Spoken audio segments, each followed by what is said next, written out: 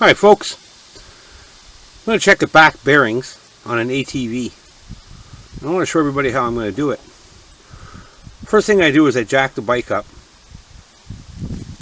So let me go ahead and jack that up. Don't mind looking at the gravel. You're not going to see a whole lot else right now. Okay, that's up.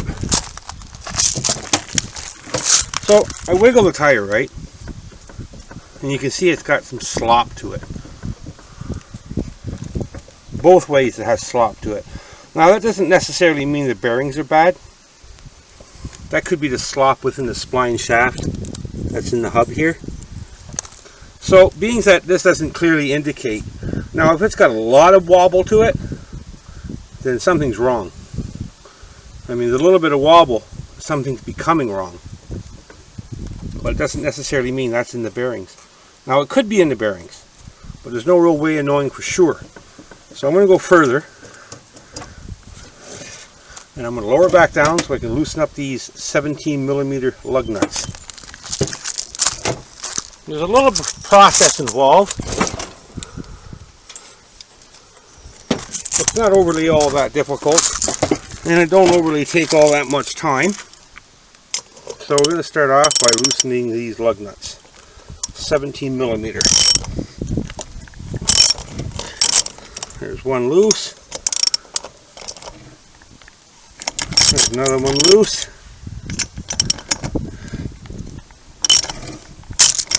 And here's another one loose. And there's the last one loose. I'm going to spin these off. Not quite yet.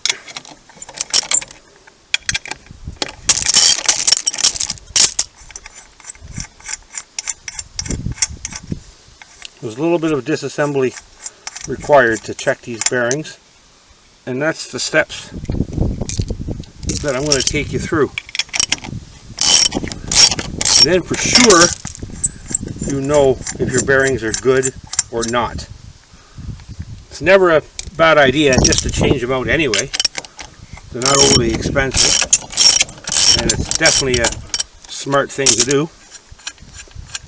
But those decisions are always up to you, never up to me. Okay, now I'm going to jack it back up.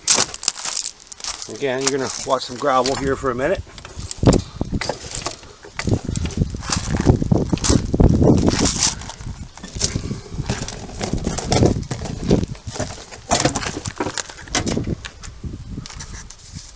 This is going to basically represent all ATV bikes. Four-wheelers, side-by-side. I mean, it really doesn't make a difference. They're pretty much all the same setup.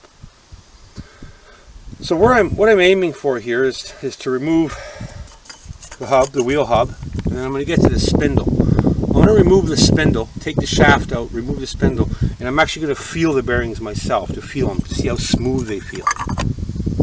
So what I have to do to get to that point is remove this big axle nut in here, which I believe is metric, and I don't have the right size metric. But what I do have is I have an 1 5/16" standard socket, which fits on there not bad. It's not, let me see, I'll show you. It's not overly tight, but it doesn't have that much wobble to it. So I'm confident enough that it's going to grab a hold of that nut without stripping it. If I thought that that was too sloppy and it would strip out the nut, then I wouldn't use it. But I'm confident that it's not going to strip out the nut. So how I'm going to do that is I'm going to put these lug nuts back on here like this. I'll show you here in a minute.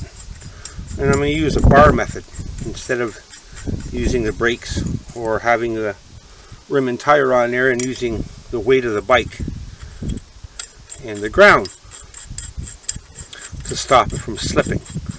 So sometimes that just don't work. The brakes are good on these things, but you know, they're only so good. Sometimes by undoing this big nut, the brakes just end up slipping. And so does the wheel end up turning from the force of the weight of the bike. The way I'm going to do it, well, that's not possible. The only thing that would be impossible would be to break these off, shear them off, but that's not going to happen either. So let me get my bar.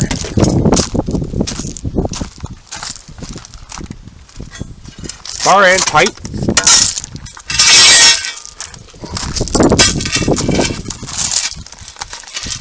So now obviously to remove that is this way, right, counterclockwise.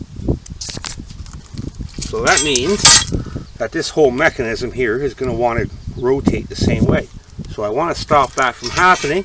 So I'm going to put this big long bar in here.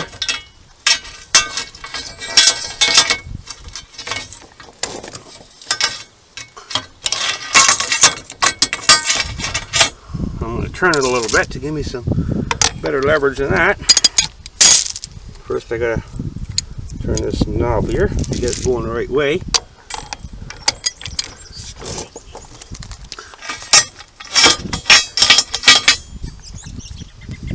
I might have to go one more crank maybe to get her in. Yeah, and that's going to do it. So I'm just going to leave that there, and I'm going to continue.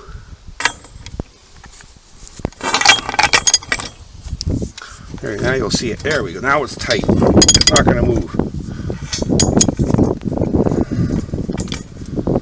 So what I'm going to do now is I'm going to put that pipe over this handle here to give me some extra leverage. And unfortunately, I won't be able to show you that part because I only have one hand to hold the camera and one hand to do this operation, and I need both hands at the moment.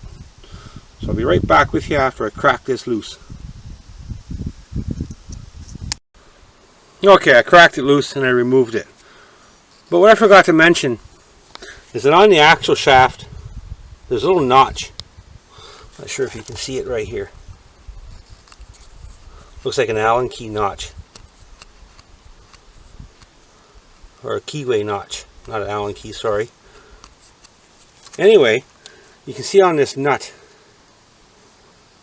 where it's distorted right here.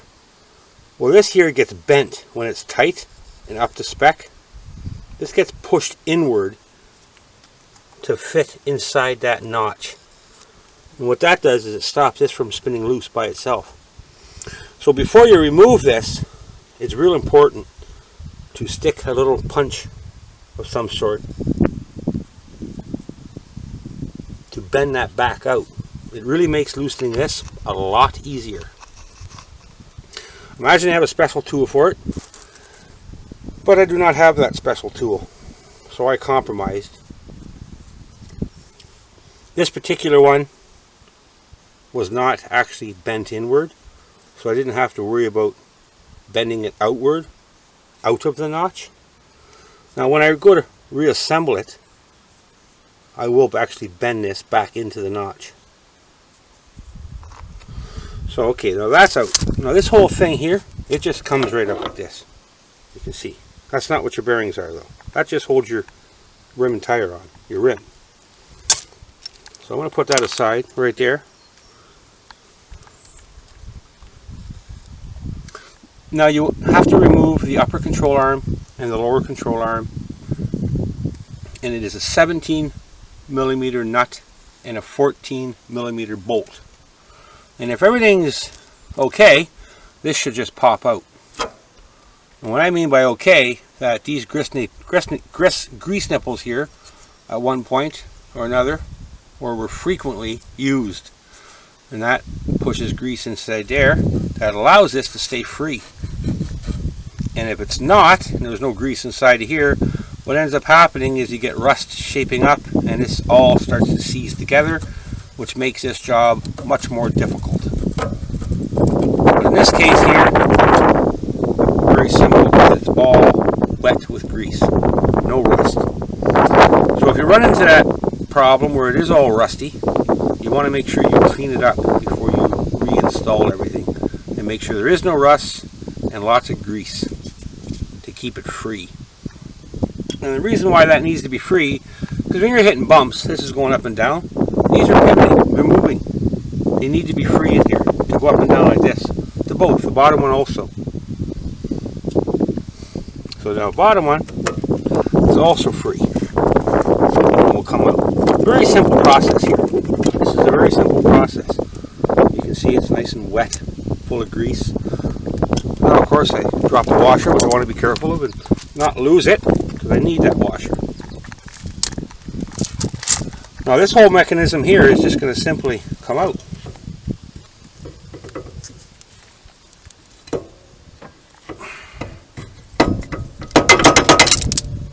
Like so. Now you see these caps here, they fell off. You want to make sure you gather them up and put them aside so you can reassemble them when you put this piece back up in its place. Each side has a cap, like so, like so. And one other thing you want to check while you have this off, before you're going to check your bearings or after you check your bearings, whenever is a good time. Inside of here, there's another little shaft. That should also be free and wet and greasy.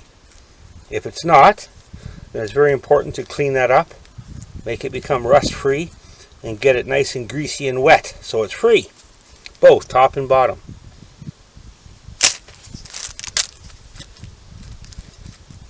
Because these need to pivot. If not, you create other problems which you don't want. Okay, so now to the bearings. Now we have the bearings here visible. Now to finally give them their good check, all you have to do is rotate them. See how they feel. If they feel lumpy and bumpy and grumpy, well, they're not too good. This one here feels not so bad, but not perfectly smooth. You can feel a little bit of roughness.